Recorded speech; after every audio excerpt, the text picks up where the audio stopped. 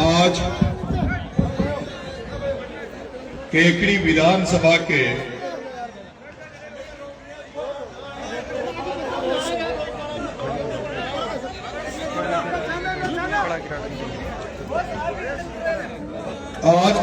विधानसभा के मीणा समाज के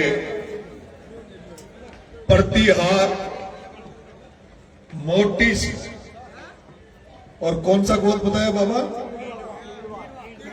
कीड़वा।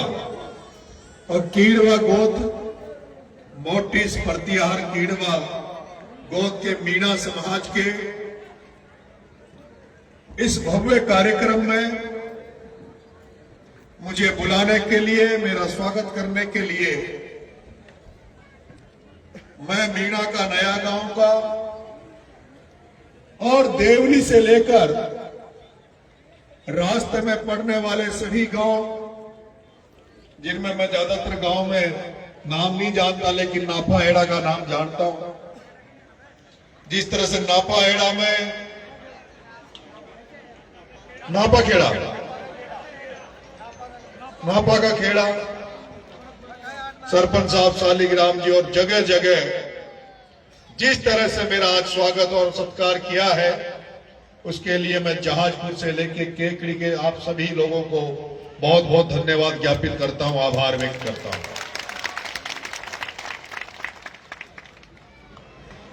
आज जो लोग भी इस कार्यक्रम को देख रहे होंगे, जो लोग भी इस कार्यक्रम को सोशल मीडिया के माध्यम से भी इसकी जहां तक इस कार्यक्रम की झलकियां जा रही होगी, वो आज देख रहे होंगे राजस्थान ही नहीं पूरे भारत जो मिसाल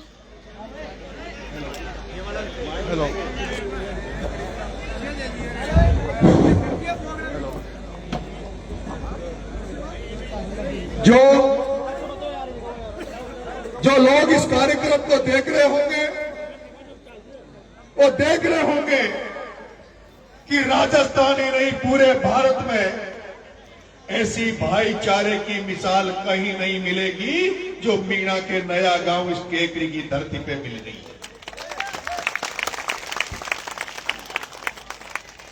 पूरा गांव मीणा समाज का है।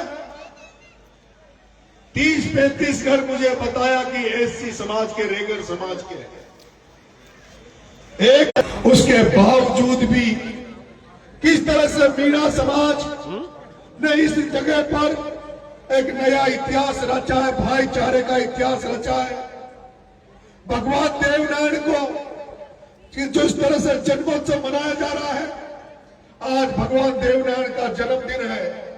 मुझे लगता है जिस तरह से इन मीणा समाज ने आज भगवान देवनारायण का जन्मोत्सव, जन्मदिन इस केकड़ी की धरती पे मीणा के नया गांव में मनाया है, ऐसा तो शायद राजस्थान में कहीं भी नहीं मना होगा जैसा आपने मनाया है। और जिस तरह से मीणा समाज एक किसान क्रांति आए, सभी किसान कौमों को एक जाजम पर बिठाकर, ताकि किसान कौमों का भला हो सके, किसान जातियां भी आगे बढ़ सके, उसी में तुम्हारा बेटा भी बरसों से प्रयास कर रहा है और वो तुमने देखा भी होगा, उसका फल भी हमें मिल रहा है।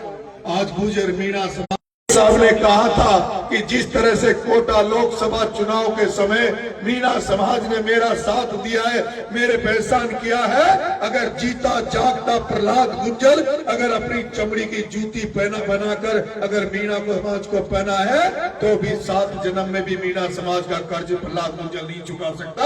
ऐसे शब्द बोलने वाले प्रहलाद गुंजर को मैं धन्यवाद ज्ञापित करता हूँ, उनका आभार व्यक्त करता हूँ कि कोई तो गुजर समाज में ऐसा नेता पैदा हुआ जिसका साथ हमने दिया और उसने कम से कम इस समाज का एहसान मानकर इस समाज को धन्यवाद देने का काम किया, इस समाज को साथ लेकर चलने का काम किया। मेरे भाइयों, मैं केकड़ी में पहली बार इस कार्यक्रम में आया हूं और जब इस कार्यक्रम का निमंत्रण मुझे मिला तो जो कमेटी वालों ने मेरे से कॉल किया तो मैंने कहा आपको आने की जरूरत नहीं है। मैं कभी भी केकड़ी की धरती पर नहीं आया, केकड़ी विधानसभा में नहीं आया, तो आपको आने की जरूरत नहीं है। मुझे तारीख बना दो, मुझे समय बता दो, मैं आपके कार्यक्रम में जरूर आऊंगा। लेकिन कमेटी वालों ने कहा साहब हम तो आपको शारीरिक रूप से उपस्थित होकर आपको निमंत्रण देना चाहते हैं। और वो लोग आकर अचानक, क्योंकि वो मेरा गांव भी नहीं जानते थे, वो मेरे 12 चले गए। रात में उनको गांव पता नहीं था तो वो कोटा में रुके और सुबह 7 बजे तो मेरे घर पहुंच गए। आप कमेटी वालों को भी मैं धन्यवाद दूंगा कि आपने ऐसे भव्य कार्यक्रम का और इन सारी जनता का दर्शन करने का मुझे मौका दिया है। मैं आया इधर तो मुझे पता लगा कि केकड़ी और जहाजपुर में 2 बड़ी नदियां हैं जो यहाँ की जनता की जीवनदायिनी है। जहां जो एक तरफ खारी है, एक तरफ बनास है, जिससे हजारों घरों के चूल्हे जलते थे, हजारों लोगों को, लाखों लोगों को जिससे रोजगार मिला हुआ था, हजारों लोगों की टोलियां चलती थी, रेत का काम करते थे। लेकिन उन सबको तो उन्होंने दूर कर दिया और बनासपुर और खारी पर कब्जा कर लिया। अब अगर कोई केकड़ी जहाजपुर का आम व्यक्ति, अगर जिसको एक टोली रेत की जरूरत पड़ जाए, किसी को मकान बनाने की जरूरत पड़ जाए, घर में कोई एक टोली रेत की जरूरत पड़ जाए, और अगर वो टोली लेकर रेत लेने उस बनास में चला जाए, उस खारी नदी में चला जाए, तो उसके ट्रैक्टर को जब्त कर लिया जाता है, उस व्यक्ति को जेल में डाल दिया जाता है। और जो पुलिस और जो लोग काम कर रहे हैं वो भी उन धन्ना सेठों के अंदर में काम कर रहे हैं, धन्ना सेठों के अंदर में काम कर रहे हैं। आम जनता को, आम किसानों को एक टोली रेत नहीं मिल रही, आम जनता को एक टोली रेत नहीं मिल रही। आम जनता को रेत की टोली 5,000 रुपए एक टोली की मिल रही है। और उस जो आपके बनास में मैं देख के आया, जैसे समुद्र में इंडिया गेट पर समुद्र में जहाज चलते हैं, उनकी लाइटें दिखती है, जब बनास की पुड़िया से जाते हैं तो धन्ना सेठों ने जो वहां पर जहाज जैसे समुद्र में बोट चलती है वैसी बोटें लगा रखी है, बड़ी बड़ी मशीनें लगा रखी है। एक एक समुद्र जहाज में 5-5 डंपर रेत निकाल रहे हैं और उस रेत को कोटा तक, जयपुर तक बेचा जा रहा है। और मेरा जहाजपुर का वे किसान और केकड़ी के किसान को एक टोली रेत नहीं मिल रही। जब मैं देखता हूं तो मुझे बहुत दुख होता है, मुझे दुख हुआ। और जब मुझे पता लगा कि इस बनास में इसने किसने कब्जा किया, पहले तो मुझे लगा कि कोई बजरी माफिया होगा, पहले मुझे लगा कोई बजरी माफिया होगा, ऐसा कोई गुंडा बदमाश होगा जो अपने केवल जिसका काम व्यापार करना है, जिसका काम पैसा कमाना है। जैसे अडानी और अंबानी, जैसे अडानी और अंबानी नरेंद्र मोदी अमित शाह से मिलकर पूरे देश का खून चूस रहे, पूरे देश को बर्बाद कर रहे हैं, पूरे देश का खून चूस रहे, पूरे देश को बर्बाद कर रहे हैं। तब मुझे पता लगा कि जिसको मैं कोटा लोकसभा चुनाव में हराने गया था, जिस प्रहलाद गुंजल के साथ में खड़ा था और जिस धन्ना सेठ ओम बिरला के खिलाफ में प्रचार कर रहा था, अब मुझे पता लगा कि वो ओम बिरला जिसने कोटा बूंदी की जनता को तो जिन्होंने खून चूस ही लिया, उनको तो बर्बाद कर ही दिया, कोटा की कोची को तो वो खाए गया, लेकिन वो आजकल बजरी निकालने का काम कर रहा है। और लोकसभा स्पीकर ओम बिरला, जिसको लोगों ने वोट दिया, सांसद बनाया और लोकसभा स्पीकर बना, इस आशा के साथ कि वो कोटा का, बूंदी का, हाड़ौती का भला करेगा, यहाँ के किसानों की भलाई करेगा, वो यहाँ के किसानों को सस्ती रेत दिलवाएगा, यहाँ के किसानों की सड़कें बनवाएगा। लेकिन वही ओम बिरला जिसको लोग वोट देकर सांसद बनाया, उस ओम बिरला ने बनास पर कब्जा करके और तुम्हारी बजरी 5-5 हजार रुपए महंगी कर दी। आम जनता की बजरी को अपने घर ले जा रहा है, अपने काम में ले रहा है। इसलिए मैं आज उसके खिलाफ तो पहले से लड़ता आया हूं, लेकिन अब मेरी इच्छा है कि उससे आमने सामने के युद्ध करूं, आमने सामने की लड़ाई करूं।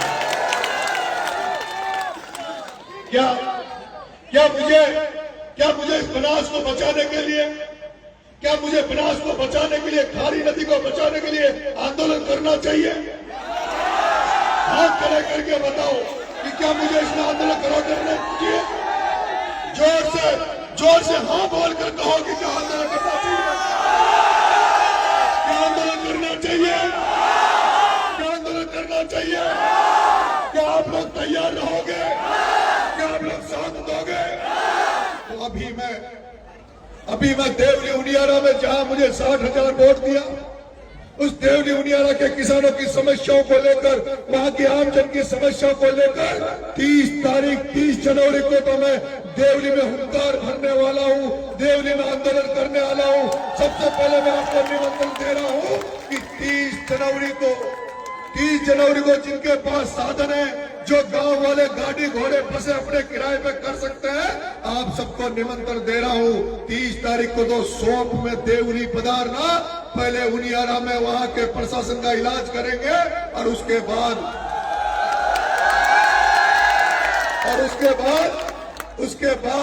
आपके सारे जहाजपुर के लोगों से मिलकर, आपके सारे केकड़ी वालों से मिलकर, हिंडोली वालों से मिलकर और सारे लोगों से मिलकर फिर इस बनास में आंदोलन की चेतावनी देंगे। एक ऐसा आंदोलन करेंगे जिसमें केवल अगर बजरी निकालने का अधिकार होगा, रेत बेचने का अधिकार होगा, तो केकड़ी जहाजपुर की जनता का होगा, उस धन्ना से ओम बिरला का नहीं है। और मैं कई जगह राजनीति में जा रहा हूं, गांव में जा रहा हूं, अभी जैसे विधानसभा में जाता हूं तो कई लोग कहते हैं ये विधानसभा फलाना को गढ़ है, ये विधानसभा फलाने का गढ़ है, यहां तो इसका सिक्का चलता है। एक हिंडोली में भी एक नेता था, एक हिंडोली में भी एक एमएलए बना, 3 बार एमएलए बना, उसने अपनी चाकरी समझ ली, विधानसभा को चाकरी समझ ली। जिसको हमारे लोग वोट देते थे उसने ये समझ लिया कि हमारा कोई कुछ बिगाड़ने वाला नहीं है। और वो कहता था कि हिंडोली में तो मारो ही सिक्को चालको, अरे थारो न चाले, थारो तो हिंडोली में चालोगो, नरेश को पूरा राजस्थान में सिक्को चालोगो, नरेश को पूरा राजस्थान में सिक्को चालोगो। कोई केकड़ी में तो नक्के नशा, कोई केकड़ी वाला कहता हो कि मेरा गढ़ है या मेरा मामला है, तो बता दो, इलाज इधर भी कर देंगे। हाँ? मैं आपसे निवेदन कर रहा हूं, आप एकता बनाए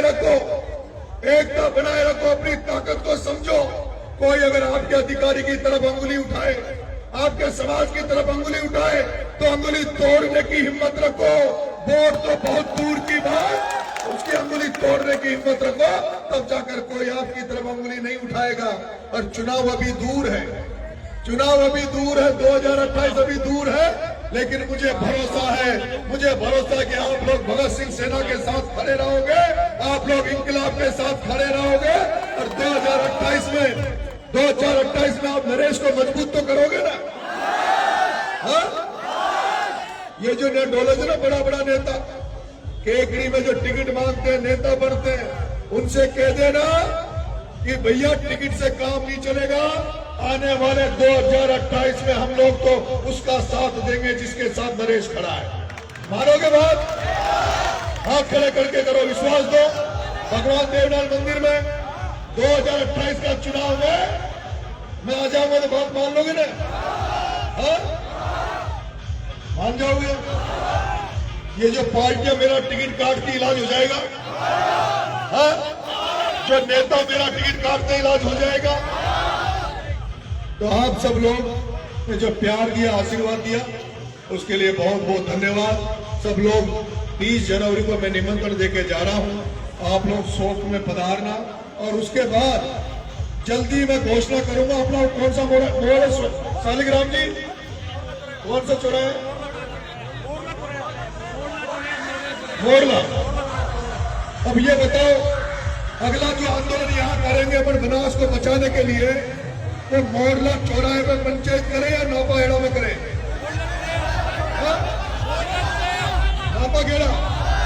नौपाखेड़ा वाले ही क्या? कितने नौपाखेड़ा वाले? वो लट पटक के साथ चाहिए उसकी, पक्का ना? बताओ शालिग्राम जी, नौपाखेड़ा या मोरला? नौपाखेड़ा। पूरी मेहनत नौपाखेड़ा वालों को करनी पड़ेगी, पीले चावल तुम्हें बांटने पड़ेंगे। क्यों बताओ केकड़ी वालों, नया गांव वालों, कौन सी जगह करें? नौपाखेड़ा। तो मैं 30 तारीख को शोक में जो आंदोलन होगा, उसके बाद इसकी घोषणा कर देगा कि और बनास को बचाने नहीं, बनास को बचाने, खारी नदी को बचाने, और इसके ये जो हाइट बढ़ा रहे उसके खिलाफ क्योंकि ये जो ठेका दिया गाद निकालने का, इसमें बनास में टेंडर दिया सरकार ने कि गाद निकाली जाए और उस गाद को फ्री में किसानों को दिया जाए, उस गाद को फ्री में किसानों को दिया जाए। लेकिन किसान को तो एक डड़ी मिट्टी नहीं दे रहे, पूरी बजरी निकाल रहे, बजरी को बेच रहे। और अगर अभी आप नहीं जागे तो जैसे सीमेंट मिलता है ना कट्टे में, जैसे सीमेंट कट्टे में मिलता है, ये बिरला और ये जो बेटे ने सेठिया, ये बजरी को भी कट्टों में लेना पड़ेगा हमें, और हमारे आने वाली पीढ़ी के लिए दिक्कत हो जाएगी। इसलिए हमें समय पे जागना होगा। ठीक है साहब, तो आपको बहुत बहुत धन्यवाद। राम राम साहब, जय हिंद जय भारत।